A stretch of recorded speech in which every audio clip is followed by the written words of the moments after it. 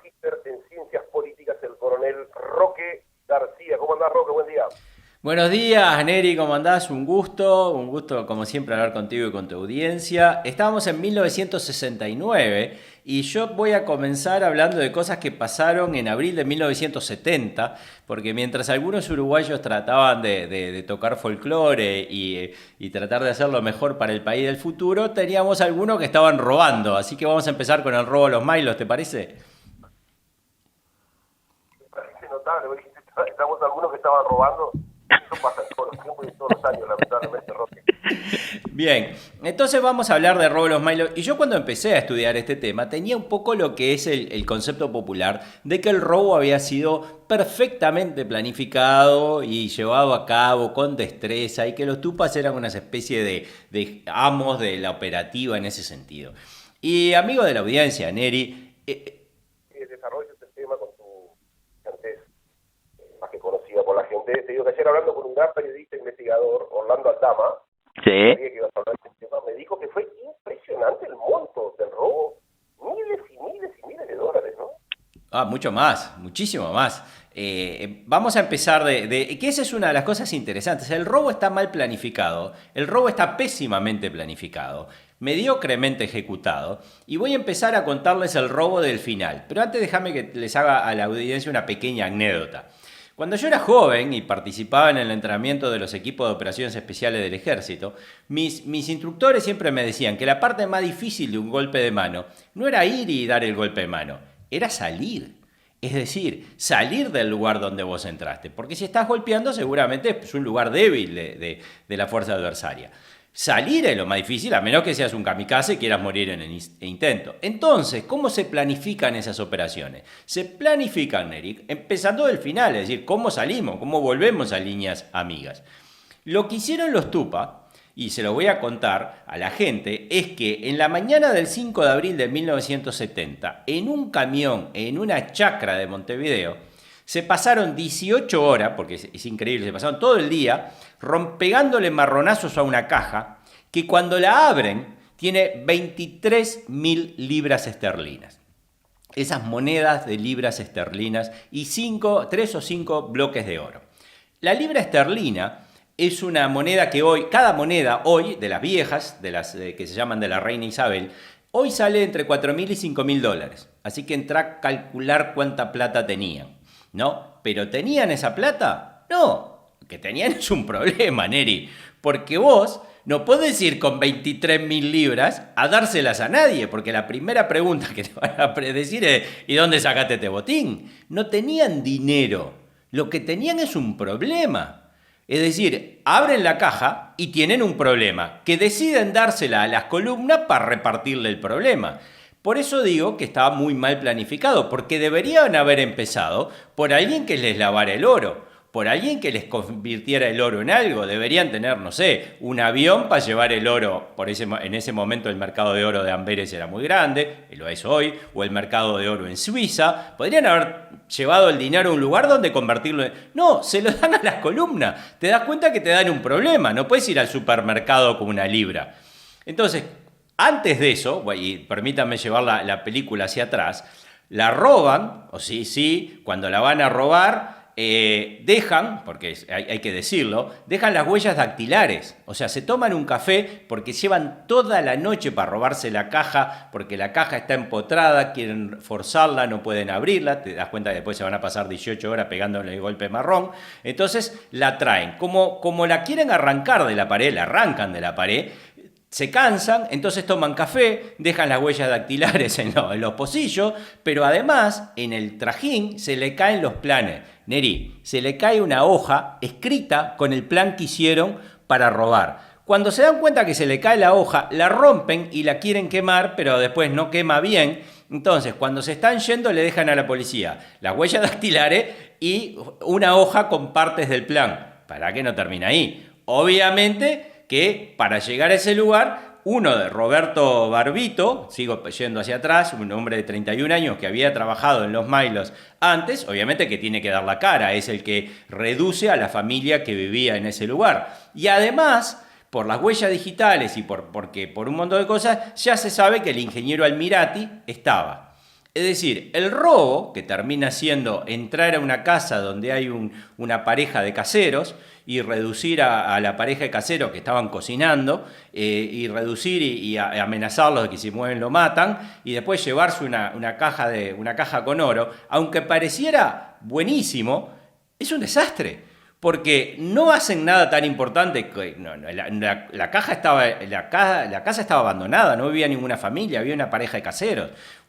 Queman a su contacto, digamos, una persona que después obviamente va a ser perseguida por la policía y después va a ser capturada. Pero lo que le quiero decir a la audiencia, que todo está mal porque el robo, aunque pareciera un éxito, en realidad fue un problema y lo que no consiguen, porque no tienen un plan, es sacarse el oro encima. No sé si fui claro hasta acá. Sí, totalmente. Entonces, ¿por qué es importante hablar del oro? Porque el oro, como te dije, eran las libras de la reina Isabel. Esas libras de la reina Isabel se hicieron aproximadamente... La reina Isabel muere en 1901, pero las libras son de 1890. ¿Se acuerdan que yo conté que las habían comprado en Estados Unidos y una parte en Inglaterra? Cuando tú vas con esa libra a alguien, la persona te dice, ¿de dónde sacaste esto? Entonces no las pueden cambiar. Pero como tampoco las pueden cambiar, tenerlas en tu casa, cuando en Uruguay no hay 23.000 libras de oro, o sea, nadie tiene tanta plata. Por eso quiero decir a la audiencia, y me parece muy importante, que se ha construido una leyenda sobre la eficacia al menos operativa del MLN, y en realidad cuando uno los empieza a ver, capaz que hay otras acciones que han sido mejor. Yo quiero mencionar la fuga de Punta Carreta, que también hay mucho para hablar de eso, pero cuando hablamos de cómo caen en Almería, o cuando hablamos cómo hacen este robo que es famoso, y voy a hablar ahora de los montos, cuando hablamos de eso, en realidad nos damos cuenta que son unos improvisados, que no tienen la parte más importante, que es saber cómo esto termina. No sé si me explico. Sí, sí. También es cierto que todo el contexto básicamente se daba en una única ciudad, Roque, y no era fácil tampoco llevar semejante operativa en una única ciudad, ¿no? Es que en el interior obviamente no tenía ningún arraigo, eso ya lo sabemos, porque en realidad la mayoría de los integrantes del movimiento terrorista eran de clase media baja, hay abundante literatura sobre eso, y algunos gambusa, o sea, algunos delincuentes normales. Pero lo que a mí me interesa más que ir al libro de Diego Fischer, quiero agradecer también a Héctor Amodio Pérez, que me mandó un montón de mensajes, dándome correcciones sobre el libro. Yo a los que les interesen más los detalles de la historia, les recomiendo el libro y les recomiendo algunas cosas que he publicado también a Modio en Facebook. O sea, hay mucho para discutir, pero siempre estamos hablando de los detalles. Yo creo que a la audiencia lo que más le interesa es recordar el pasado con una visión de futuro. Entonces, cuando recuerden el robo de los Milo, recuerden que parece una genialidad, pero termina siendo un clavo. Y que aún hoy no sabemos qué pasó con el dinero, con el oro de los Milo, porque lo que se roban es un problema. No se roban algo que puedan cambiar. Y lo más triste cuando uno lo lee es que no tienen un plan. O sea, no tienen un tipo que les lave el dinero. Y quiero recordarle también a la audiencia, que poca gente sabe, que otras organizaciones terroristas, sobre todo en Argentina, cuando empiezan a hacer robos y secuestros extorsivos, mucha gente afirma que el dinero lo depositaron en Suiza. Es decir, ellos se dan cuenta de que tener tanto dinero es un problema y entonces ya tienen un plan para robarlo y sacarlo del país. Los tupamaros en 1970, en una chacra en las afueras de Montevideo, tienen un clavo. Y eso es lo que le pasó. ¿Y qué pasó con el oro? Lo pienso contar en la siguiente columna, si te parece bien. Sí, ese dinero, bueno, pues todavía quedan 5 o 6 minutos de tiempo en tu columna, ¿no? Sí, claro. Ese dinero está teniendo incidencia en uno de los días más dramáticos de la historia reciente de Uruguay, que fue el 20 de mayo de 1976, con el asesinato de la familia Huitelao Barredo, de Germán Michelini y de Gutiérrez Ruiz, porque se dice que fue para robarles lo que tenían de... Exactamente, y lo que se dice, que la banda que los secuestra, lo que obtiene es que alguien les dice que uno de esos, que lo contaremos más tarde, cambia una moneda de oro. Porque esas monedas de oro, que numismáticamente, no sé si lo digo bien, a los que les gustan las monedas, son muy especiales. Es decir, son monedas que son raras en el mercado. Entonces, cuando alguien cambia una moneda de ese estilo, obviamente que la policía se entera o se enteran los bandidos. Digo, hay alguien que está cambiando monedas de oro de la reina Isabel. Y yo conozco mucha gente, y ha pasado en mi familia, que una vez encontraron 2 monedas. Vos sabés que mucha gente en el interior tenía monedas de oro. Supongo que conocerás algún caso de gente que tenía, hace muchos años usaba, pero nunca 23.000 libras en monedas de oro. Y sacá la cuenta de cuánto dinero sería.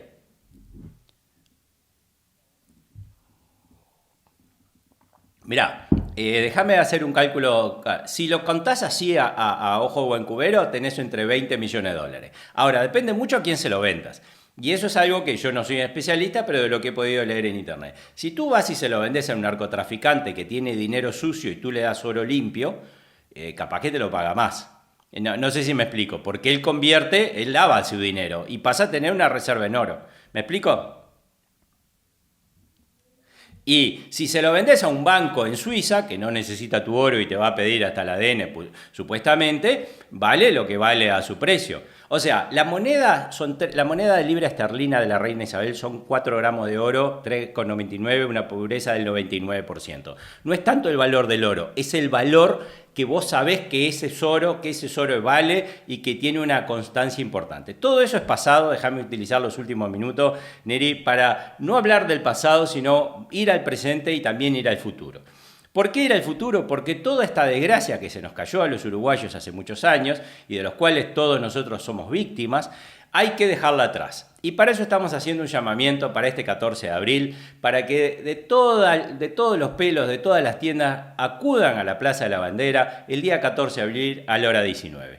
Entre otros oradores va a estar el señor Neri Pinato, amigos. ¿Por qué? Para buscar los caminos para ir hacia adelante. La gente, los jóvenes, no le podemos dejar a los jóvenes un jardín lleno de cizaña. No podemos poner cizaña en el jardín que van a jugar nuestros hijos y nuestros nietos. Tenemos que encontrar los caminos hacia la reconciliación, tenemos que encontrar los caminos hacia la concordia, pero sobre todo tenemos que detener esta máquina de venganza y tenemos que hablarle a la gente de los problemas del futuro. Necesitamos un país que hable mucho más de futuro que de lo que está hablando de pasado. Por eso en esta columna yo quiero llamar a todos para que se preparen y para que compartan, tener un orador del prestigio tuyo y con tu voz y con tu elocuencia, y bueno, no voy a hablar bien de vos en tu columna, pero que todo el mundo te conoce, me parece que es un factor fundamental para que venga la gente a encontrar los caminos que nos permita el Uruguay del futuro. Porque el Uruguay del pasado está plagado de fantasmas,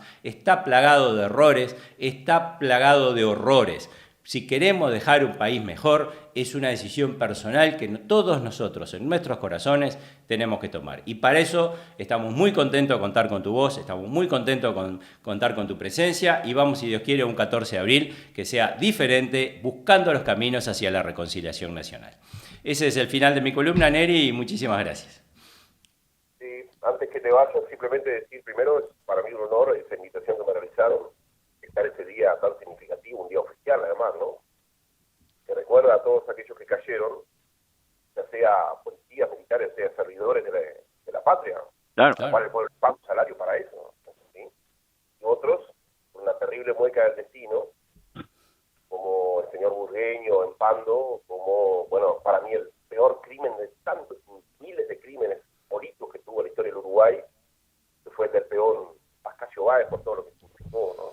Terrible, ¿no? Sí, no. Es un día que está vinculado a esos grandes héroes de la patria, la mayoría anónimos. Pero desde hace mucho tiempo se lo ha vinculado a lo que se llama la familia militar, ¿no? Yo quiero decir que yo voy a estar ahí para rescatar el día que mucho tuvo que ver con estos años de nuestra patria y nada más. No con compromiso con ninguna familia de ningún tipo. Si hay alguno que tiene alguna duda, que lo quede bien claro, ¿no? Y mi compromiso será con la asociación que me invitó, entre ellos Roque, y con mi conciencia y mi compromiso con la patria, porque todo es pelea por ideales. Ideales muchas veces tienen nombres de personas, por supuesto, pero que nadie se confunda. Te mando un abrazo, querido Roque, y nos despedimos hasta el viernes que viene. Hasta el viernes que viene, que vamos a ver si sabemos dónde está el oro de los Milo y seguimos trabajando por un 14 de abril y por la reconciliación nacional. Muchas gracias, Neri.